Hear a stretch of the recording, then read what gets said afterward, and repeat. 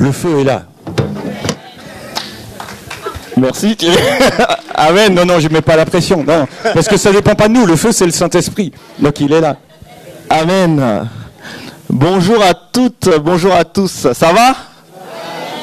Est-ce que vous pouvez dire bonjour ou bien peut-être réveiller s'il s'est endormi, celui qui est à côté de vous?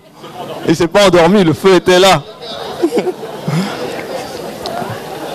Dites-lui, je suis heureux de te voir ce matin. Je suis heureux de voir que tu es avec moi pour partager ce culte. Et on va partager vraiment la parole de Dieu avec joie et être édifié par cette parole. Amen. Je vais prier avant de partager la parole de Dieu. Seigneur, nous te bénissons pour ce moment. Merci parce que c'est toi qui as institué toutes ces choses et nous voulons simplement être sensibles à ta parole, être disponibles et disposés pour que ton Saint-Esprit agisse pleinement. Seigneur, cela pour la gloire de ton nom. Au nom de Jésus. Amen.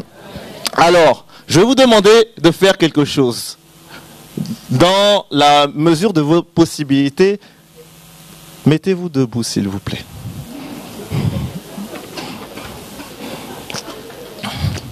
Et je vais vous demander une deuxième chose. La deuxième chose, c'est que vous allez parler dans votre langue maternelle. Et dans votre langue maternelle, vous allez dire ce que Jésus est pour vous, ce que Dieu est pour vous. Vous allez l'exprimer de manière intelligible et assez forte pour que votre voisin l'entende. Mais ne soyez pas perturbés parce que votre voisin dit, mais dites-le dans votre langue maternelle. Alors on est prêt? 3, 2, 1. Allez, Jésus est le Dieu Tout-Puissant.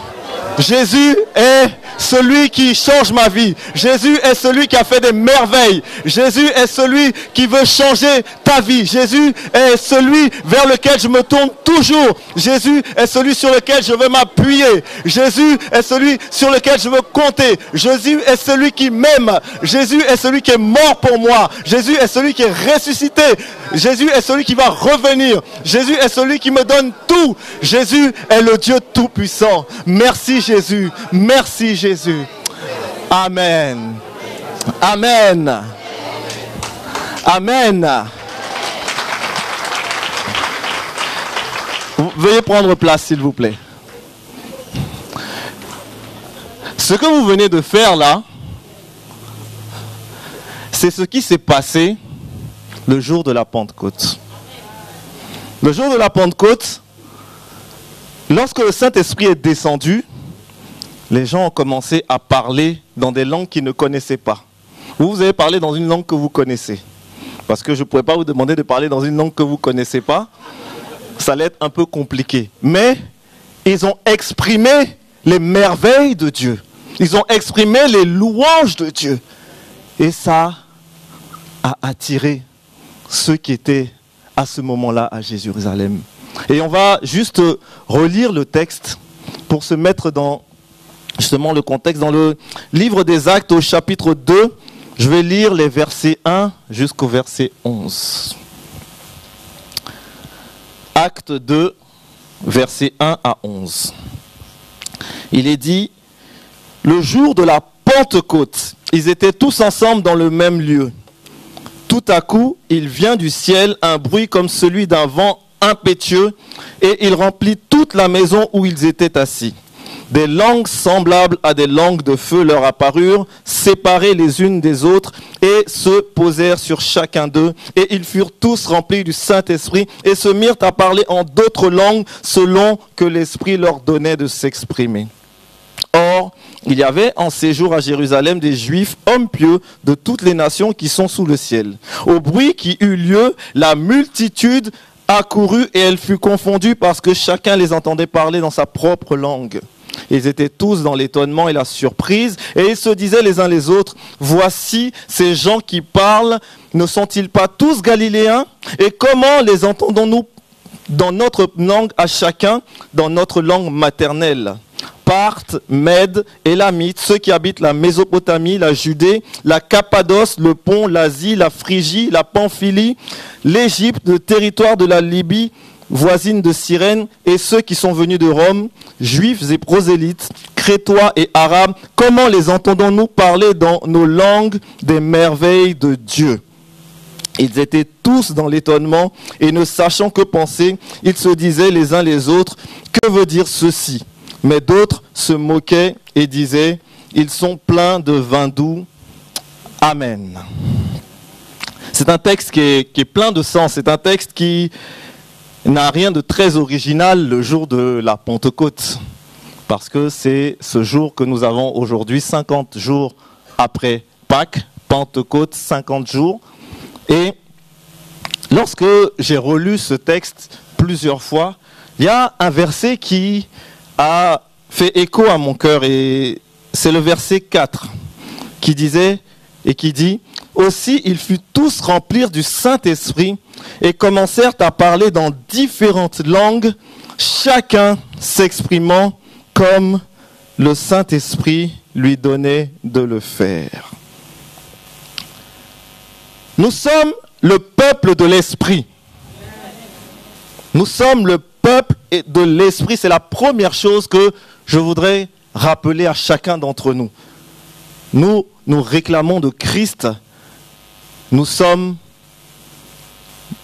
de dénomination pentecôtiste. Et souvent on entend pentecôtiste, assemblée de Dieu, etc. Et je voudrais juste rappeler comment le monde voit les pentecôtistes. Et comment le monde voit les pentecôtistes? Il le voit à travers la définition qui peut lui être donnée. Et je ne suis pas allé bien loin pour chercher la définition du pentecôtisme tel que le monde le voit. Je suis allé sur Wikipédia. Sur Wikipédia, il est écrit ceci. Le pentecôtisme, appelé aussi mouvement de Pentecôte, est un courant chrétien évangélique issu d'un réveil démarré par les pasteurs américains Charles Fox Parham et William Joseph Seymour aux États-Unis en 1906. Ce mouvement se caractérise par l'importance donnée à la Bible, à la nouvelle naissance, au baptême du Saint-Esprit, au don du Saint-Esprit, au baptême adulte en tant que témoignage volontaire, à l'esprit missionnaire et à un engagement moral de vie. C'est comme ça que le pentecôtisme est défini. C'est comme ça que la manière dont nous exprimons notre foi est définie. Et il est dit que le pentecôtisme repose sa confession de foi sur 4 principes. Le premier, c'est que Jésus sauve. Et c'est ce que nous voulons proclamer. Jésus sauve. Le deuxième principe, c'est Jésus guérit. Il guérit physiquement, il guérit moralement, il guérit émotionnellement, il guérit spirituellement. La troisième chose, c'est que Jésus baptise du Saint-Esprit. Nous sommes ce peuple de l'Esprit. Et la dernière chose, c'est que Jésus revient chercher son Église. C'est pour ça que nous savons que nous sommes étrangers et voyageurs sur cette terre. Parce que nous sommes ce peuple qui appartient à Dieu. Et nous savons que si nous ne le rejoignons pas parce que nous ne sommes pas éternels, le jour donné, lorsque la trompette sonnera, il viendra chercher son Église. Il est important pour nous de connaître notre identité. La semaine dernière, les jeunes, est-ce que vous êtes là? Oui, oh là, ils n'ont pas l'air d'être là. Ah, la semaine dernière, ils ont tout donné, là, ils sont complètement... Non, je rigole, ils sont là. La semaine dernière, les jeunes nous ont rappelé qu'il était important d'être authentique. Donc, si nous voulons être authentiques, c'est qu'il faut que nous connaissions notre identité. Parce que tu ne peux pas être authentique si tu ne sais même pas toi-même qui tu es. Tu vas toujours essayer d'imiter quelque chose. Mais à partir du moment où tu sais qui tu es, tu peux garder cette authenticité-là. Et cette authenticité, cette identité que nous l'avons acquise par le Saint-Esprit. Lorsque Jésus parlait à ses disciples avant de partir, il leur dit, après ces paroles, il souffla sur eux, donc Jean 20, 22, et il leur dit, recevez le Saint-Esprit. Nous avons reçu le Saint-Esprit. Paul nous rappelle que ceux qui sont conduits par l'Esprit de Dieu sont fils de Dieu. En effet, vous n'avez pas reçu un esprit qui fait de vous des esclaves et vous ramène à la crainte. Non, vous avez reçu l'esprit qui fait de vous des fils adoptifs de Dieu, car c'est par cet esprit que nous crions Abba, c'est-à-dire Père. L'Esprit Saint lui-même et notre esprit nous témoignent ensemble que nous sommes enfants de Dieu. Et puisque nous sommes enfants, nous sommes aussi héritiers, héritiers de Dieu, donc qui est co-héritier avec Christ, puisque nous souffrons avec lui pour avoir part à sa gloire. Paul le rappelle encore aux Corinthiens, il dit « Ne savez-vous pas que votre corps est le temple du Saint-Esprit qui est en vous et que vous avez reçu de Dieu et que vous ne vous appartenez point à vous-même. » Nous sommes ce peuple-là, un peuple qui est rempli de feu, un peuple qui est rempli de zèle pour Christ, un peuple qui est rempli d'amour pour annoncer qui il est. Mais lorsque nous avons reçu cela, nous l'avons reçu pour une mission bien particulière. Parce que Dieu, au travers de Jésus-Christ, nous envoie. Nous sommes sur terre des ambassadeurs pour Christ. Mais des ambassadeurs pour Christ par le Saint-Esprit. Parce que c'est le Saint-Esprit qui nous qualifie, qui nous donne ce dont nous avons besoin pour être ces ambassadeurs-là. Acte 1, verset 8, Jésus parle, un verset que nous connaissons très bien. Vous recevrez une puissance, le Saint-Esprit survenant sur vous, et vous serez mes témoins à Jérusalem, dans toute la Judée, dans la Samarie et jusqu'aux extrémités de la terre. Et dans le chapitre 2, ce que je viens de lire, je lis dans une autre version, il est dit au verset 3, « Elles se séparèrent », on parle des langues de feu, et allèrent se poser sur la tête de chacun d'eux. Aussitôt, ils furent tous remplis du Saint-Esprit et commencèrent à parler dans différentes langues, chacun s'exprimant comme le Saint-Esprit lui donnait de le faire. Le parler en langue est souvent considéré comme le signe initial du baptême du Saint-Esprit. Acte 2, 4, justement, nous montre que tous ont été remplis du Saint-Esprit et se sont mis à parler en d'autres langues. Lorsqu'on va un peu plus loin dans le livre des Actes, au chapitre 10, au verset 44 à 46, il est confirmé cet enseignement-là, parce que c'est à cause du parler en langue que les fidèles qui sont circoncis ont vu que les païens et ont su que les païens étaient baptisés du Saint-Esprit. Autrement dit, le Saint-Esprit est pour tous ceux qui ont accepté Christ. Il n'y a plus de différence. Le Saint-Esprit est pour toi. Et si tu le cherches de tout ton cœur, on a entendu la parole de Dieu qui dit que lui-même, il est déjà en train de te chercher.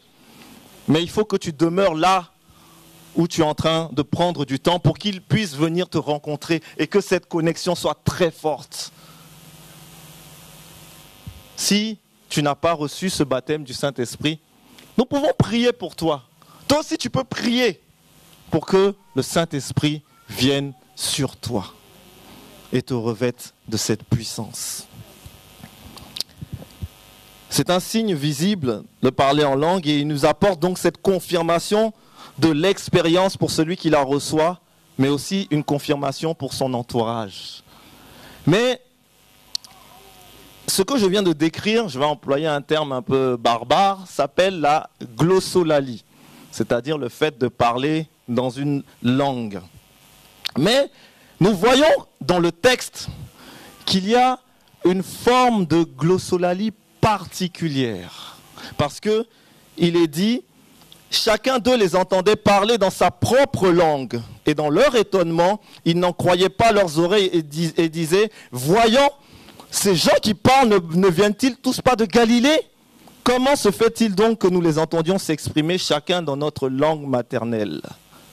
Et là, il s'agit de ce qu'on appelle, je vais lire parce que la xénolalie, xéno ça veut dire étranger, lalie, la langue, ou xénoglossie, le fait de parler une langue étrangère sans l'avoir apprise.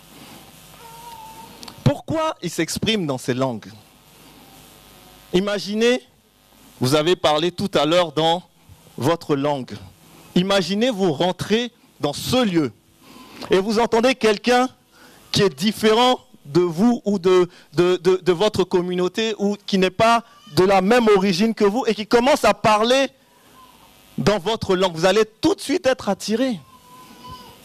Pour ceux qui ont pu voyager à l'étranger, quand vous commencez à entendre parler français dans un pays anglophone ou bien en Asie, tout de suite vous dites « Ah, je crois que soit j'ai un compatriote qui est là, soit c'est quelqu'un qui a entendu ou a compris ou comprend le français. » Parce que ça attire.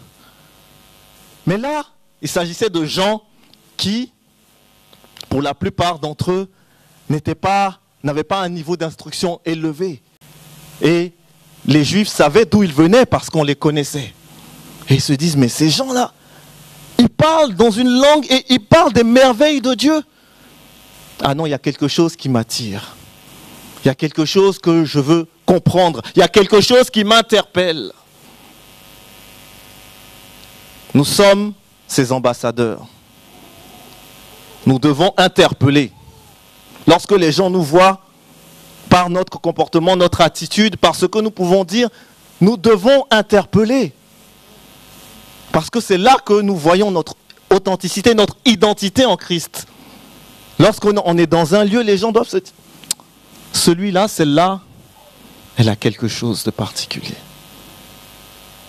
Il y a quelque chose qui fait écho dans mon cœur. Il faut que j'aille voir. Bien plus encore, lorsque ces personnes ont été interpellées, il y a quelque chose qui se passe. C'est que lorsqu'elles ont entendu dans leur langue, elles seront capables aussi de le transmettre. Parce que c'est dans leur langue qu'elles ont entendu les merveilles. Donc elles seront capables de garder ça dans leur cœur au plus profond et de le transmettre. Un ambassadeur, pour le coup, c'est quelqu'un qui apprend la langue du pays dans lequel on l'envoie. Parce que s'il y a un ambassadeur de je sais pas moi, je vais citer un pays, du Bhoutan, vous savez où c'est le Bhoutan ? C'est en Asie. Qui vient en France, s'il ne sait pas parler le français, ça va être compliqué pour lui d'être ambassadeur de son pays. Nous sommes des ambassadeurs. Nous sommes dans ce lieu, dans ce pays, sur notre lieu de travail, à l'école. Il est important pour nous de comprendre comment ça se passe. L'ambassadeur étudie les coutumes, il étudie les manières de fonctionner du pays dans lequel il est. Mais l'ambassadeur garde sa lettre de mission. L'ambassadeur garde son identité. Il ne se confond pas. C'est vrai, il habite dans le pays, mais il n'est pas du pays. Il sait d'où il vient. Il sait ce qu'il vient faire. Il sait ce qu'il va représenter. Pierre le disait, ce n'est pas par une volonté d'homme qu'une prophétie a jamais été apportée, mais c'est poussé par le Saint-Esprit que des hommes ont parlé de la part de Dieu. 2 Pierre 2, 21. Et dans le texte original, le terme « pousser » signifie déplacer, être transporté, porté, avec une suggestion de force ou de vitesse. Et lorsqu'on lit le livre des Actes, on voit que dans Actes 2.2, c'est le même terme qui est employé lorsqu'il est dit « Tout à coup, il vient du ciel un bruit comme celui d'un vent impétueux. » Impétueux. Poussé par l'Esprit pour parler. Nous sommes ces femmes, ces hommes qui devons nous laisser transporter par l'Esprit de Dieu pour témoigner de Christ. Nous ne le faisons pas de nos propres forces, de notre propre intelligence. Merci Seigneur pour les dons et les talents qu'il a donnés à chacun. Mais c'est poussé par l'Esprit de Dieu que nous parlons de la part de Dieu pour témoigner à ces hommes, à ces femmes que Jésus est celui qui sauve, est celui qui guérit, est celui qui baptise du Saint-Esprit et celui qui revient chercher son Église. C'est ça notre but. Nous sommes sauvés pour ça. C'est vrai qu'il nous accompagne, il sera tous les jours avec nous, il nous a donné le Saint-Esprit, il nous donne des bénédictions spirituelles, etc. Mais notre but, c'est ça, c'est d'annoncer cela. Alors nous avons besoin de nous laisser porter et transporter par le Saint-Esprit. Pierre s'est laissé transporter. Il est dit au verset 14 du chapitre 2, « Alors Pierre se leva, entouré des 11, et d'une voix forte, il dit à la foule, « Écoutez-moi bien, vous qui habitez la Judée, et vous tous qui séjournez à Jérusalem, comprenez ce qui se passe. » Pierre, le fougueux, Pierre, celui qui a renié Jésus, Pierre, il s'est levé et il a parlé. Il a parlé non pas avec des paroles ordinaires, mais il a parlé avec des paroles qui sont destinées à élever, qui sont destinées à édifier. C'est la traduction du texte original. Lorsqu'il dit « il parla ». Lorsque nous sommes poussés par l'Esprit de Dieu, nous parlons, nous témoignons, nous vivons de la manière à édifier, à faire comprendre à ces hommes et ces femmes qui ne connaissent pas encore Jésus-Christ qu'il est capable de changer leur vie comme il a fait pour nous. Lorsque nos frères même et sœurs chrétiens et chrétiennes nous regardent, nous avons aussi ces paroles pour édifier, pour transporter. Ça, c'est la théorie. Moi, j'aimerais bien vivre en théorie parce qu'en théorie, tout va bien. Mais dans la pratique, est-ce que les paroles que nous prononçons, elles sont là toujours pour édifier, pour transporter? Moi, le premier, je ne le crois pas, pour ma part. Mais lorsque je dois parler dans tous les actes, dans tout ce que je suis, c'est en étant poussé par l'Esprit de Dieu, parce que je suis un enfant de Dieu. Et que le Saint-Esprit que j'ai reçu détermine qui je suis. Et je ne dois pas l'oublier. Mais merci Seigneur, parce que comme Constantino la semaine dernière l'a dit, Dieu ne cherche pas des hommes et des femmes capables, mais il rend capables ceux qu'il appelle. Alors moi je veux compter sur la grâce infinie de Dieu. Je veux compter sur le Saint-Esprit qui me transforme et me renouvelle jour après jour, qui me reprend quand il faut me reprendre, qui m'encourage quand il faut m'encourager et qui ne me laisse pas tomber. Je veux compter sur la parole de Dieu. Toute écriture est inspirée de Dieu pour instruire, pour encourager, pour reprendre, pour mettre vraiment sur le terrain, sur le chemin de la justice, afin que toute femme, tout homme soit accompli et propre à toute bonne œuvre. C'est ce que Jésus veut pour nous. Et c'est pour cela que le Saint-Esprit est avec nous. Nous avons reçu le Saint-Esprit pour cela. Nous avons besoin de nous laisser guider en employant aussi le langage qui sera compris. Parce que ces hommes, ces femmes, ces hommes, autant pour moi qui étaient dans la chambre haute, ont parlé un langage qui a été compris. Paul le disait aux Corinthiens, « Pour moi, frères, lorsque je suis allé chez vous, ce n'est pas avec une supériorité de langage ou de sagesse que je suis allé vous annoncer le témoignage de Dieu. Car je n'ai pas eu la pensée de savoir parmi vous autre chose que Jésus-Christ et Jésus-Christ crucifié. Moi-même, j'étais auprès de vous dans un état de faiblesse, de crainte et de grand tremblement. Et ma parole et ma prédication ne reposaient pas sur des discours persuasifs de la sagesse, mais sur une démonstration d'esprit et de puissance, afin que votre foi fût fondée non sur la sagesse des hommes, mais sur la puissance de Dieu. » Et lorsque je parle, lorsque je m'exprime, pour témoigner de Christ, il faut que le langage que j'emploie soit un langage qui soit compréhensible de celui à qui je veux témoigner. Je vais vous prendre un exemple contextuel très particulier. Moi, j'ai fait des études de physique. Nul n'est parfait. Et je suis j'ai été passionné par tout ce qui a trait à la radioactivité, la physique nucléaire. Donc si je dois vous expliquer le fonctionnement d'une centrale nucléaire et que je vous dis qu'il y a des réactions de fission qui permettent de produire de la chaleur et qui produisent des déchets radioactifs, mais qui doivent être à nouveau contrôlés par ce qu'on appelle la modération. Vous allez dire, mais qu'est-ce qu'il raconte ? Je ne comprends rien à ce qu'il dit. Si je viens vers quelqu'un et je dis, mais le sang de Jésus, repens-toi sinon. Comment va-t-il comprendre ? Il est dit qu'il parlait des merveilles.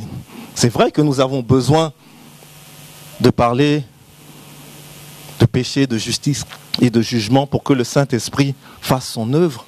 Mais nous avons besoin de parler dans un langage qui est compréhensible.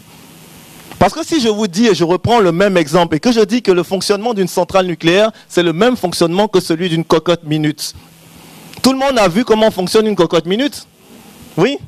Il y a de l'eau qui bout, et puis après il y a de la vapeur qui sort. Ben, c'est comme ça, mais c'est à plus grande échelle. Du coup, tout le monde arrive à capter le message. C'est ça qui fait de nous des ambassadeurs. C'est pour ça que le langage que nous employons doit être adapté. Lorsque on parle aux jeunes, lorsque Thierry est parti parler aux ados, il va employer un langage qui n'est pas le même que celui qu'il peut employer lorsqu'il est en train de parler à des adultes, à des gens qui ont une certaine expérience spirituelle, à des gens qui vivent des choses qui sont différentes. Parce que le monde des ados, waouh! Le monde de la jeunesse, waouh! Mais il est important pour nous d'être... Le monde des enfants aussi, waouh! Oui, tu as raison.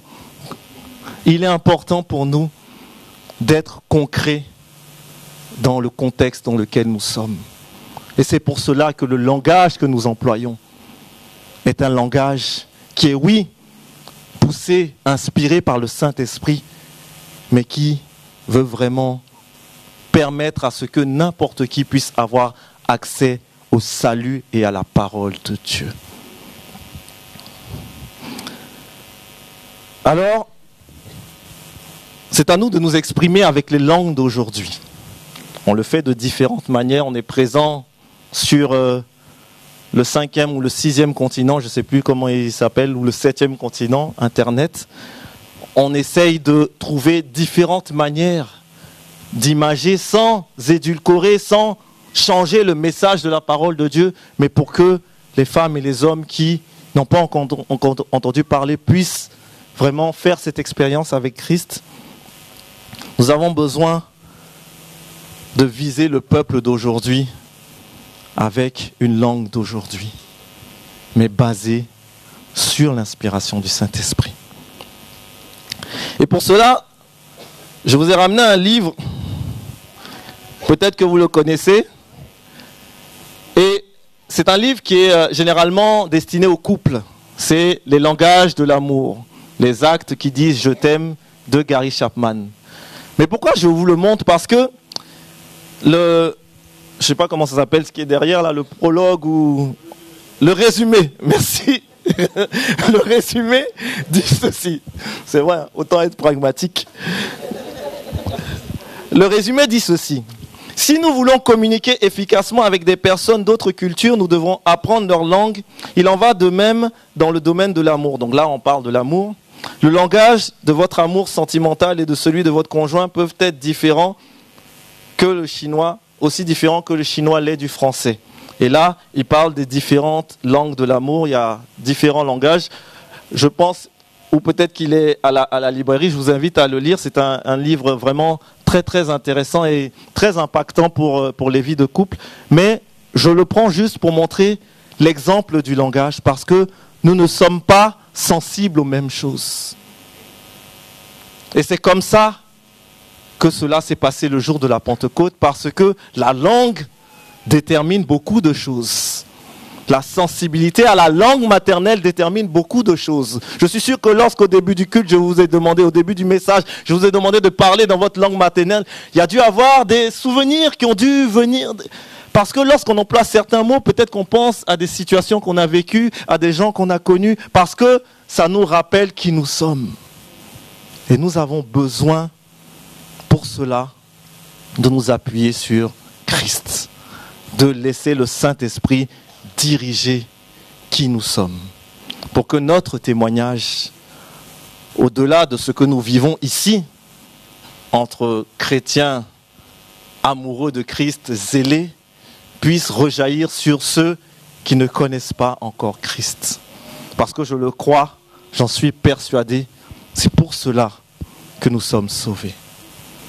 Alors, je voudrais encourager chacun d'entre nous, vraiment dans sa vie spirituelle, dans les dons qu'il peut demander au Saint-Esprit, dans le Saint-Esprit même, le baptême du Saint-Esprit qu'il peut demander s'il n'est pas encore baptisé du Saint-Esprit, dans sa manière de lire et de comprendre la parole de Dieu, de pouvoir réaliser cela.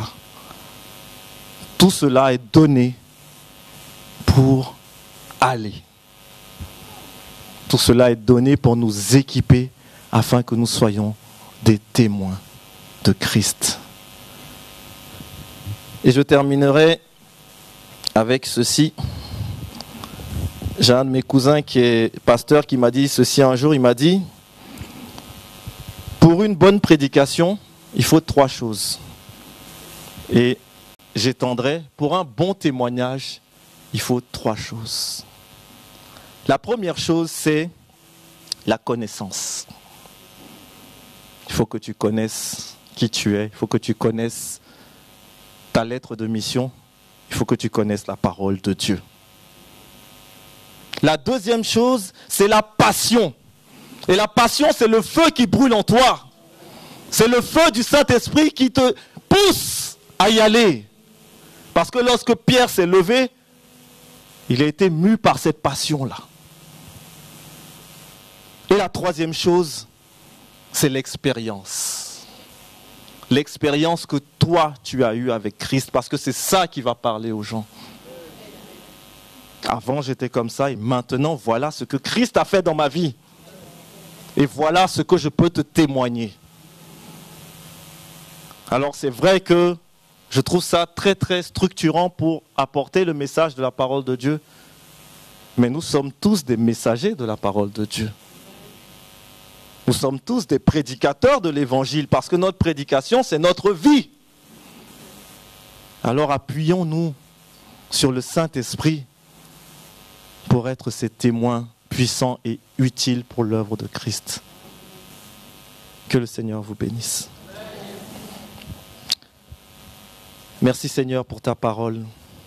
Merci parce que tu as envoyé ton Saint-Esprit afin que chacun d'entre nous soit équipé. Merci parce que tu es ce Dieu qui réalise les promesses qu'il fait. Et ce que tu as promis, tu l'accomplis.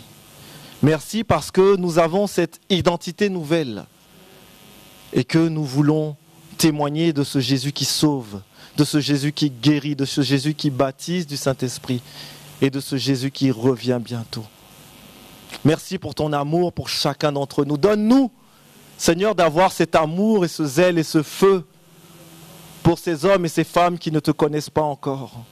Seigneur, aide-nous, équipe-nous si parfois, dans nos actes, dans nos paroles, dans notre manière de nous exprimer, nous avons du mal à transmettre ce message. Permets-nous, Seigneur, d'être pleinement ancrés en toi, mais aussi capables, Seigneur mon Dieu, d'avoir le bon langage pour pouvoir témoigner de qui tu es. Parce que c'est notre désir le plus fort pour la gloire de ton nom. Amen. Amen. Que le Seigneur vous bénisse. Je vous souhaite un bon dimanche.